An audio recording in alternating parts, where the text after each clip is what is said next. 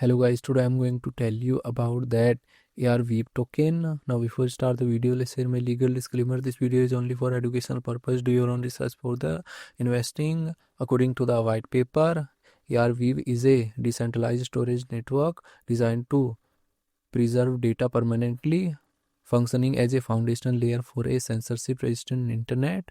It provides permanent one-time pay storage via its native AR token, contrasting with subscription cloud models.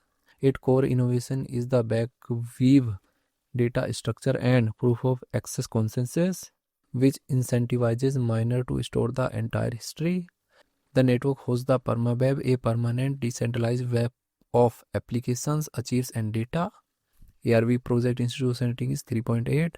Arweave token total supply is 65.65 million and circulating supply is also 65.65 million. AR token is listed on popular centralized exchanges like Binance, OKX, Bybit, and other exchanges.